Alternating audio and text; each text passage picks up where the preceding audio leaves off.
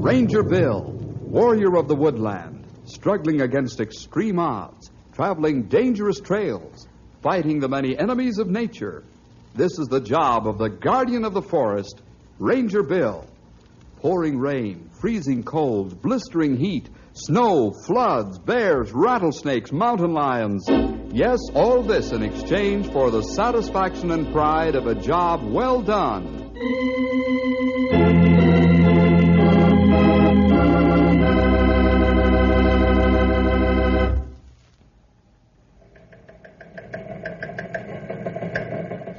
There was excitement in Ranger headquarters. I was watching the teletype as it skipped across the yellow paper, printing its message. The other Rangers were grouped around me and peering over my shoulder. I could tell the fellas had a somber look on their faces as they watched the message unfold in type. This was the beginning of the story, Ice Pack. Hey, there's a ship stuck in the ice off the coast of Alaska. The sea chaser, huh? Not doing much chasing right now. Wow, look at that. The ship is loaded with government scientific apparatus and scientists. Yes, sirree. And the ice is sealing up tight around it. How'd you like to be in an ice prison, huh? I not like that. Too dangerous. I'll say it's dangerous, Grey Wolf. The ice could crush that ship. Even steel girders and plates can't resist the heavy pressure of thousands of tons of ice. And it says there are 30 passengers and 15 crewmen on board that ship. Boy, those fellows are in a spot. Well, that's the end of the message. I'll say one thing about that situation. What that, Bill? I wouldn't want to be in those fellas' shoes for all the tea in China.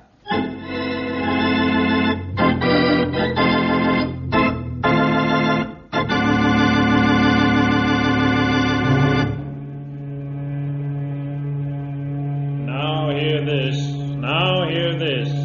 All senior officers and those in charge for the expedition meet in the captain's cabin in 5 minutes. That is all. Where's the watch on the bridge, Mr. Colson? The second officer, Mr. Hannibal, Captain. Go to the bridge and tell Mr. Hannibal that the captain requests his presence with the rest of the senior officers. Also, tell Mr. Gilquist it's the captain's orders that he temporarily relieve Mr. Hannibal on the bridge. Aye, aye, sir.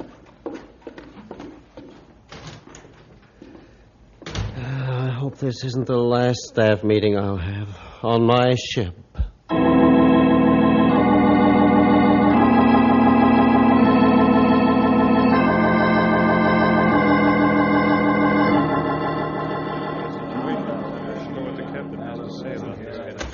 Gentlemen, the captain. That is, find yourself a place around the table.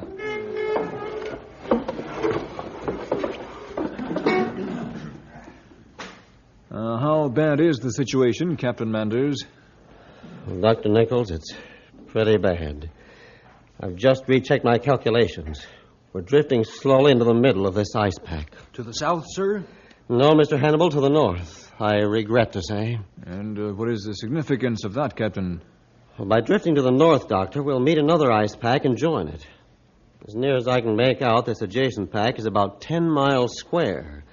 If we join that and another joins that in turn, well, you understand what I mean. We're locked in.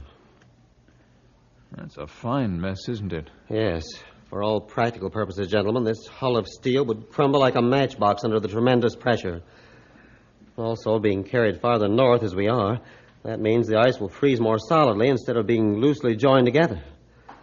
Even if the ship held together, we could drift all winter locked in this ice. But our food and fuel will hold for only 60 days on full rations, 120 on half rations. An important factor, Mr. Hannibal. Captain, what is your plan of action?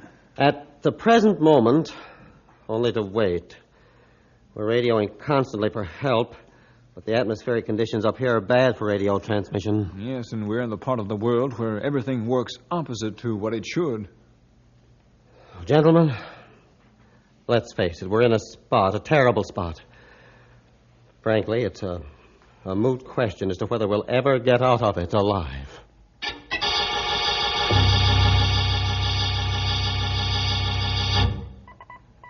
Oh, same story, Mr. Hannibal. No contact. Magnetic fields have isolated us like iron curtains. We got through with one call for help, then no more. Still, the Navy did answer, Captain, which is something to be thankful for. Yes, at least they know we're up here. But as to giving them our position and help them find us, well, what can we do? They can't roam all over the North Pacific looking for us. Perhaps they can track us with radar, sir. Even if they did, these ice packs are so many and so vast, they wouldn't know where we are. I guess you're right, Captain. It's pretty hopeless. How are the men taking it, and the other officers? Well, First Officer Stewart is ill with the grip, sir. Yes, I looked on them this morning. What a time for our first officer to be stricken. And the others? The rest of the crew are in fair shape. Getting a little jittery, however. I think they'll be all right as long as they've got plenty to eat. Well, I'm afraid that won't be for long, Mr. Hannibal. Monday we'll be forced to cut rations in half. We've been out here a week now and no sign of help coming. We've got to do something. But, sir, we have enough food to last us 60 days. Surely we'll be rescued by then. You say surely. What makes you so sure, Mr. Hannibal? Let's be realistic now. What if the ship splits wide open from the pressure and we have to abandon ship? What about food then? I never really thought of that. Rather, I've known it could happen but chose to ignore it. What would we do then, sir? If the ship breaks open, we'll have to strike out over the ice in small parties. Each party would be responsible for its own food and supplies. Some of the food will get lost, of course, bound to in such hazardous expeditions. No, Mr. Hannibal, we have to begin half rations. Perhaps the sooner the better. They won't like it, sir. It'll make them, well, sensitive. I'm sure if they're told why we're doing it, they'll understand. Better inform them immediately. And if it makes them sensitive, as you say, it's something to be thankful for. They won't be nearly so sensitive when they're dead.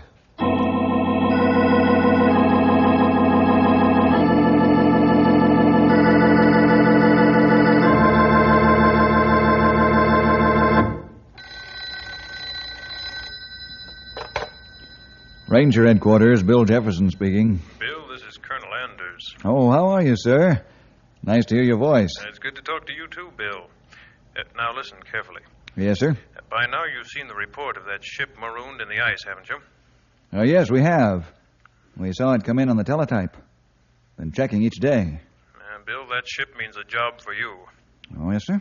There's a plane waiting for you at the Air Force Base at Collie City. It's going to take you and the boys to a destination in the southern part of Alaska near the coast. From there, you'll be picked up by the destroyer Peabody. Oh, excuse me, sir, but this comes as a surprise. And I guessed it would, Bill. These orders come from Washington. And with you, take Stumpy, Grey Wolf, and Henry. Have you got it? Yes, sir. Fine. Now, better get packed and on your way. Right away. I'll be thinking of you and praying. Oh, and Bill, there's one more thing. What's that, sir? Find that ship.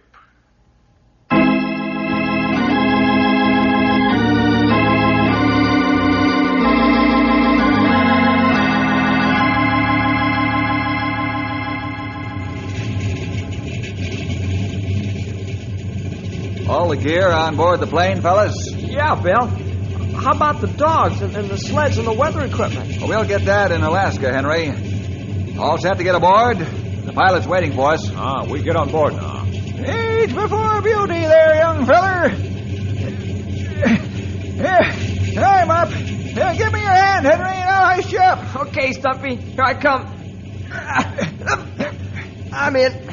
I am, too. Okay, now fasten yourselves down. As soon as I close the hatch, we'll take off.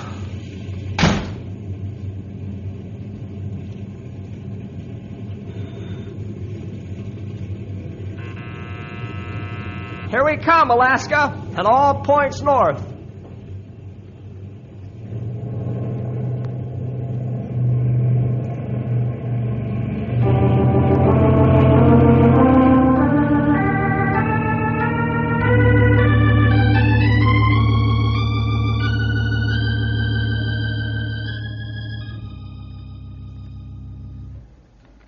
Captain Manders, excuse me, but this waiting is getting on our nerves.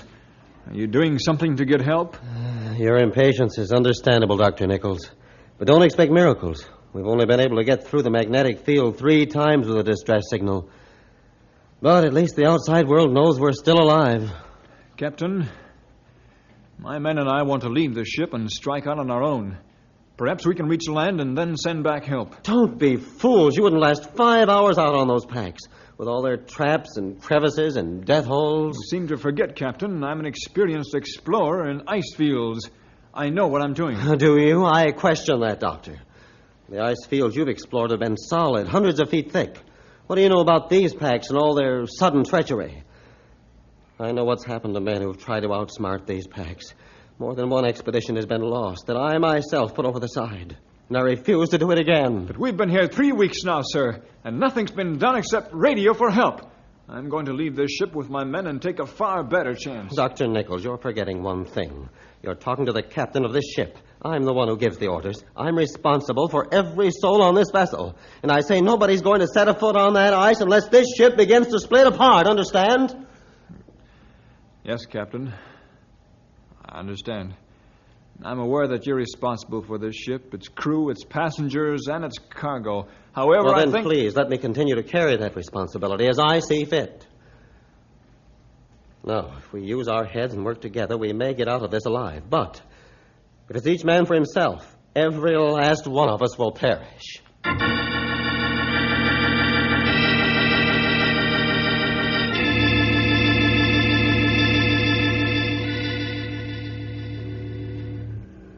Commander Cole at your service, Rangers. Glad to meet you, Commander. Hello, Mr. Jefferson. Welcome aboard the destroyer Peabody.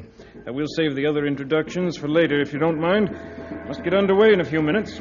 But we haven't brought the sled dogs and their gear aboard yet, Commander. Oh, I'm sorry, sir. You won't be able to use sleds and dogs where the ship is marooned. Oh? You mean the packs are not solid enough? That's my understanding. Packs are certainly drifting north, judging by the location of the 3 radio signals we've had. Perhaps the ice will be one solid mass by the time we get there. So we must get to them as soon as possible. That's right. There's not an hour to lose. I'll have someone see that the dogs are taken back, and then we'll get underway. Bill, what does this mean? The condition of the ice packs, that is. Means just one thing, Henry. The ice packs are full of death traps. Soft spots, cracks, break-off chunks that give way with a man's weight. If a man fell into that water, he wouldn't last 2 minutes.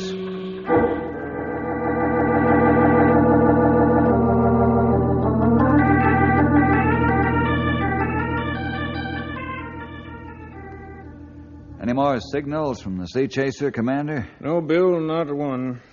How far away are the ice packs? Oh, we should be getting into a general area very soon. We've been doing 30 knots all night and most of the day. Yes, I judged it was full speed ahead from the vibration. Mr. Matz wishes to speak to you, Commander. Very well. Excuse me, Bill. Certainly. Commander Cole. Yes, Matt. I'll be right there. Good news, Commander? I don't know, Bill. Let's go down to the radar room. They've picked up an object. Looks like a ship.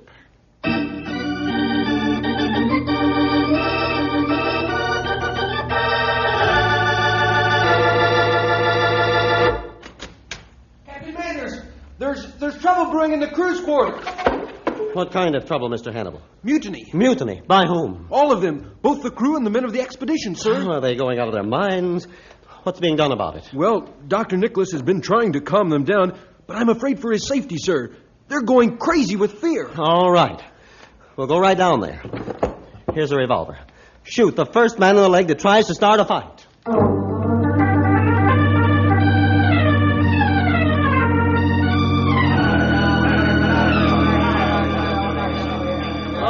Quiet down, men. That's an order. Quiet down now. Don't jump in the ocean with your orders. We want to get off this ship alive. I tried to control them, Captain, but they are scared out of their wits. What of? Somebody started the room where the ship was sprung a leak. Well, that's nonsense. There's no leak. Now, you men, quiet down and come to attention, or else. Or else what?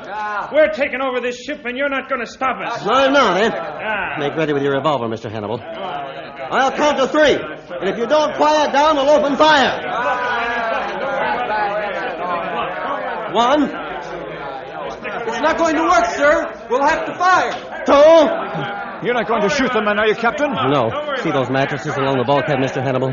Yes, sir. We'll fire into them? Yes. If they don't stop when I count 3, I'll scare them, but it won't hurt anybody. Ready? Ready. 3! fire! I hope you men realize I mean what I say. Now that you've decided to stop acting like a bunch of wild animals, we'll talk sense. Mr. Hannibal, take one of those sailors right in front of you and go down to the bilge. Check the ship for leaks and report your findings to me at once.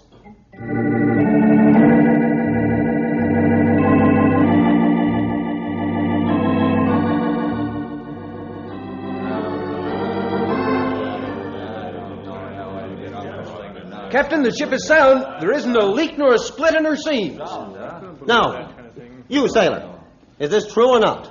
Not a leak in the whole ship, Captain. Very well. Does that satisfy you men? I guess. Yeah.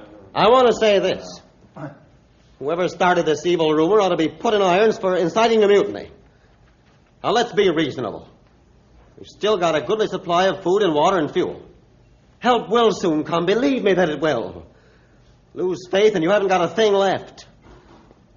Let's forget this ever happened and go back to your station. All right, come on, man. Let's go back here.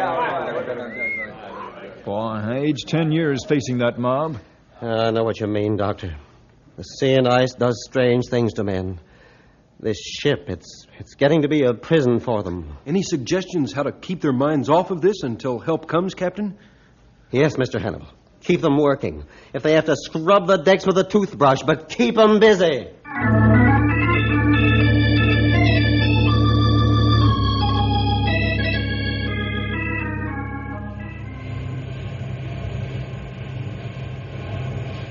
I'm sure that's an ice pack we picked up on the radar, Bill. Well, it's certainly not the ship, although it must be somewhere in this area. Wouldn't you say so, Commander? Yes, I would say so, Bill. Our present position agrees with the general area of the distress signals that were picked up. Mm-hmm. Well, how can you put us onto the ice packs so we can set out to look for the sea chaser? Oh, we can do that all right. This destroyer has a bow that can be used for ramming. We'll wedge into the ice off an ice pack and put you over the side with your men. Well, that's fine, but won't you get stuck, too? Do, since we're on the rim of the pack. If I see a trap setting, I'll blast it wide open with depth charges. Oh, sounds good. When do we start? In about 2 hours, we'll lower you over the bow.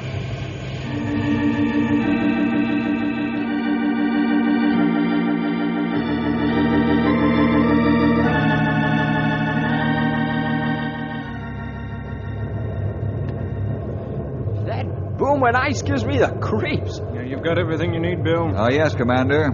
Including a good supply of shells for our very pistols. Okay, now, you know the signals we've set up. Mm-hmm. We'll sound siren blasts every 10 minutes until you get back. Rope ladder's ready, Bill. Good, Henry. All right, over the side, then. I go first. Goodbye, sir. So long, Grey Wolf. Now listen, men. Whatever you do, be sure to watch where you're going. Thanks for your concern, Commander. We'll be back, and God willing, all hands from the Sea Chaser with us.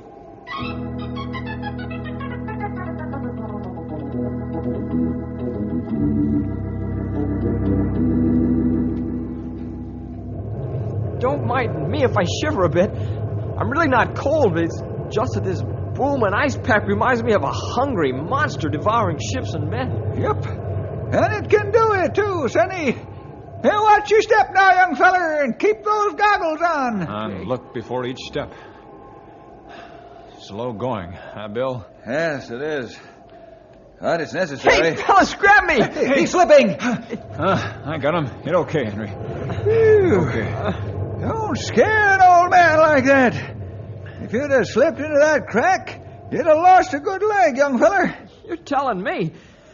Boy, am I glad you were right behind me, Grey Wolf. I'm glad, too. Henry Scott, I ought to send you right back to the destroyer. Please, Bill. I'll be more careful. Honest. All right, but watch yourself. Now, as we go along, we'll drive these small markers into the ice. They'll help us find our way back.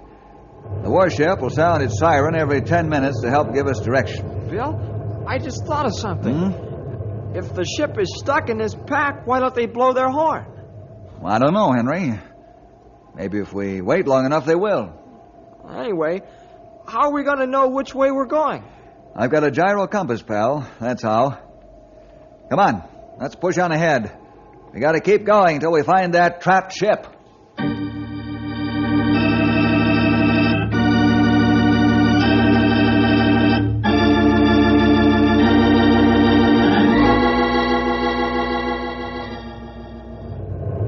like that booming ice, Mr. Hannibal. It means pressure's building up from the outside of the ice pack. I don't like it either, sir. It could spell the destruction of the ship, sir. All we have to have happen is to have the ice bash in a bulkhead, and we'll have to clear out and take to the ice. The Lord help us then. Yes, only God will be able to help us then. Don't you think we ought to blow the ship's horn more often, sir? Mr. Hannibal, let me congratulate you. That's the first real sign of faith you've shown that help would come.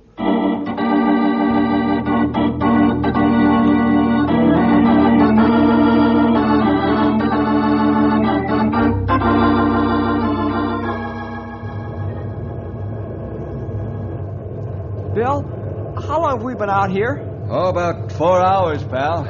Oh, it seems like all day. Hey, stop, men. Listen. I didn't hear anything. Did you, Bill? I'm not sure, Henry. Don't you ever wash your ears? I heard a ship's horn coming from straight ahead. That should be about the middle of the ice pack, I take it. You're imagining things, old-timer. I don't think so. I think I hear ship's horn. I thought I heard something, too. Trouble is, it's to the windward. Let's push on, see if we find where sound come from. Right. Wait a minute. Hey, I hear it this time. You guys are right. That is a ship's horn. That's a long way off, though. Well, let's get a move on, then. We won't get there standing still.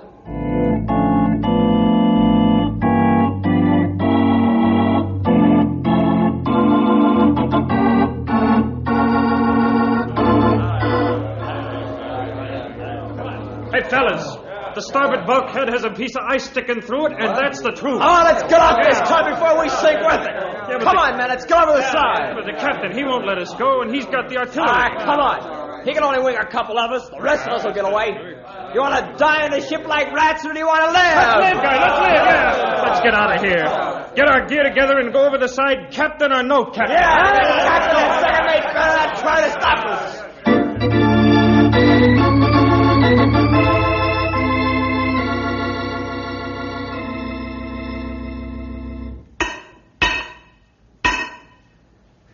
Oh, that piece of ice is in there solid, gentlemen. And the surrounding area of the hull hasn't started to crack yet. That rings true. We can brace the watertight door to this compartment and we'll be safe for a while. Yes, as long as a large piece of ice doesn't shear us open amidships and pour in tons of water with it. Oh, you know, gentlemen, I'm afraid I'm going to have to admit that it looks rather black. The ship's beginning to break up and help hasn't come yet. And what does that mean, Captain? It means that in 2 days we'll have to take to the ice. But why, Captain? We've still got about 60 days of food left, half rations, and about that much fuel. You forget one thing, Mr. Hannibal. If this tremendous pressure increases and the ship is crushed, we stand the danger of an explosion from the boilers. I don't want to be anywhere near when that happens. And neither do you. Yes, of course. Well, guess we might as well start getting ready. Sounds like the crew's on the rampage again. The news of the stove-in bulkhead must have got to them. Oh, gentlemen, check your revolvers carefully. We may have to wound a few men to save the lives of the rest. Come on, let's get up there and stop this wholesale march to death.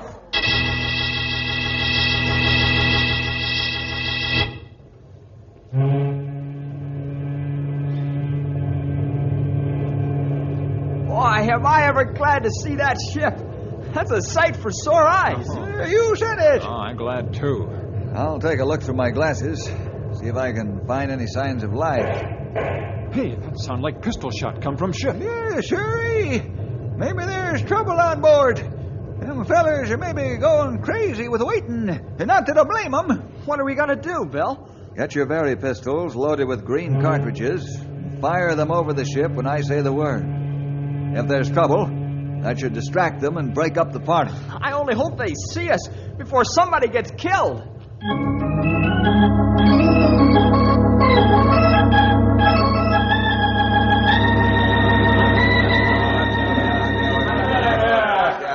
I'm sorry, someone's been shot. But the next man that tries to go over the side will get the same thing. I mean businessmen. I'm trying to save your lives. If we go over the side, we'll do so in organized parties, not like wild animals.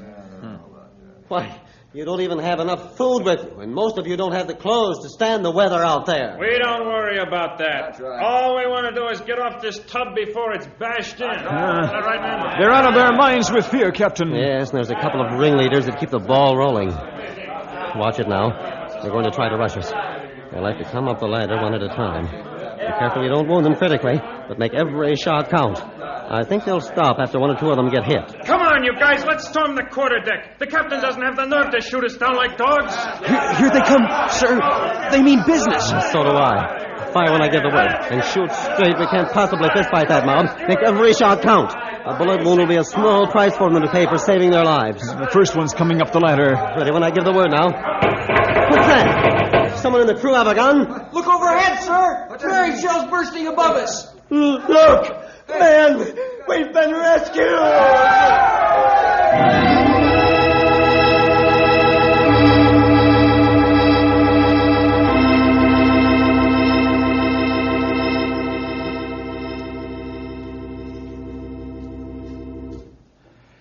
Well, that was quite an ordeal you went through, Captain Manders. Yes, Mr. Jefferson, it was.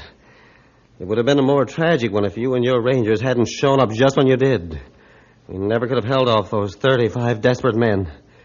Especially when you're not particularly anxious to hurt them. I know what you mean. I take it you don't want to press mutiny charges, Captain Manders? No, Commander Cole, not under those circumstances. The sea and the ice can turn men's minds to jelly sometimes. Now tell me, Bill, how come you fellas made it over the ice safely? Captain Manders tells me it was extremely treacherous. Well, we had some close calls, all right. Henry here particularly. But we just took it easy and were very careful. Then we marked a trail, of course, so we'd come back the same way we went. Captain, the crew and the men of the expedition wish to express their gratitude to you for saving their lives. They wish me to say that they're ashamed of their conduct. Oh, well, tell them to forget it. I have. As for the other, well, it seems to me the Rangers and the Navy did all the life saving. The thanks go to them.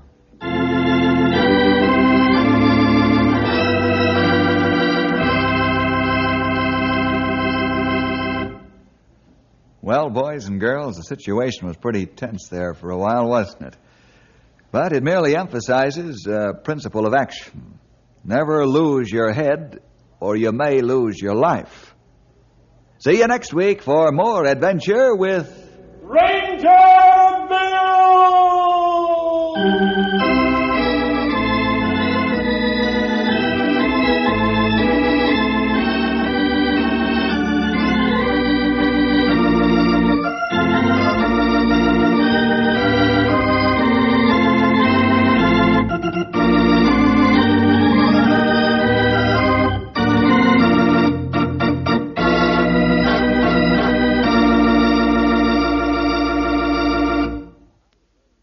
Hi, fellas and gals. Ranger Bill again, stepping in here for less than a minute to invite all of you out there to another half hour of adventure next week at this special spot on your radio dial. We've gathered a pile of stories for you with mystery and adventure and all kinds of excitement, and we don't want you to miss a single one. So next time, call up your friends or get together with them and join all of us Rangers for a session of fighting forest fires, grappling with grizzly bears, or just plain trying to help somebody out. We're sure you'll enjoy the story, and you might just learn something that'll be of real help to you in later life. So, next week, be sure to listen.